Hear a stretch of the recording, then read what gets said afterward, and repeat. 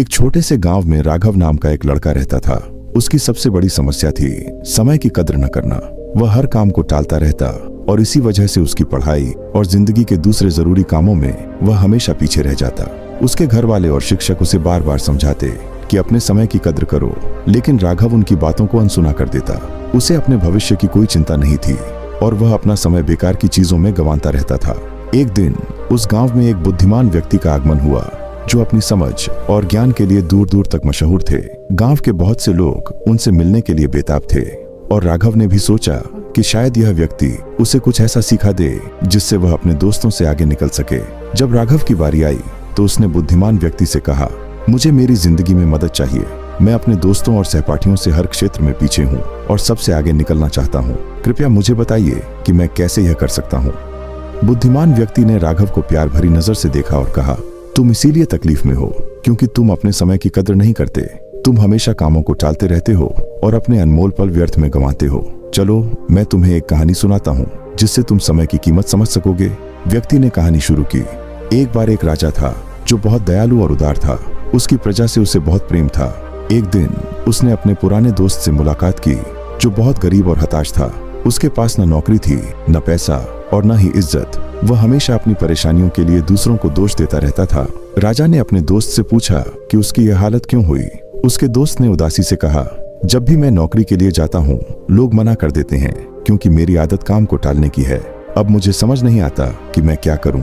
राजा ने कहा, चलो एक समझौता करते हैं। आज सूर्यास्त से पहले तुम मेरे खजाने से जितना सोना और रत्न ले सकते हो वह सब तुम्हारा होगा। दोस्त यह सुनकर बहुत खुश हो गया और जल्दी से घर जाकर अपनी पत्नी को सब बता दिया। उसकी पत्नी भी बहुत खुश हुई और उसे तुरंत खजाना लेने जाने को कहा, लेकिन दोस्त ने कहा, अभी नहीं, पहले मुझे भूख लगी है, मैं खाना खा लूं। उसने आराम से खाना खाया और फिर बोला, अब थोड़ी देर सो लेता हूँ, फिर खजाने के लिए जाऊंगा। वह बिस्तर पर गया और सो गया। जब वह जागा तो दोपहर हो चुकी थी। जल्दी से खजाना लेने जाते समय रास्ते में उसे धूप लगी और वह पेड़ के नीचे आराम करने लगा। वहां फिर से सो गया और 4 घंटे बाद जागा तो देखा कि सूर्यास्त होने वाला था। वह दौड़ता हुआ महल पहुंचा, लेकिन देर हो चुकी थी। सूर्यास्त हो चुका था और खजाने के दरवाजे बंद हो गए थे। वह अपने आलस्य और समय की कद्र न करने के कारण अपना मौका खो बैठा।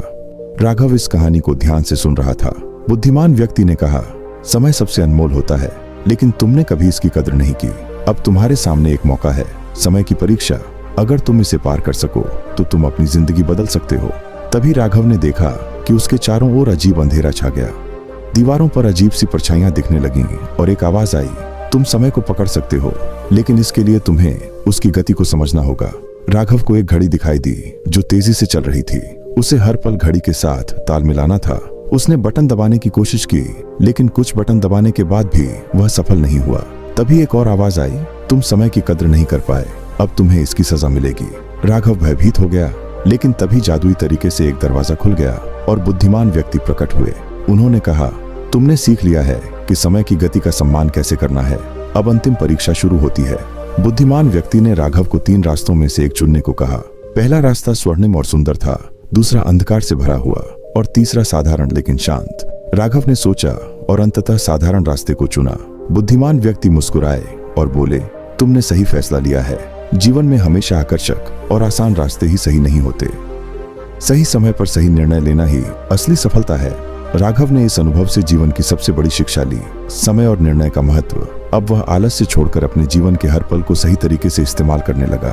उसने समय की कद्र करनी सीख ली थी और उसकी यह समझ उसे सफल और खुशहाल बना गई। यह कहानी हमें सिखाती है कि समय सोने से भी अनमोल है। अगर हम समय की कद्र करेंगे तो जीवन में कुछ भी हासिल कर सकते हैं, लेकिन अगर हम इसे बर्बाद करेंगे तो पछताने के अलावा कुछ हाथ नहीं लगेगा। अगर आपको यह कहानी अच्छी लगी तो इसे लाइक करें, अपने दोस्तों के साथ शेयर करें और हमारे लाइफ ऑफ बुद्धा चैनल को सब्सक्राइब करना न भूलें। आपके कमेंट्स का हमें इंतजार रहेगा। धन्यवाद।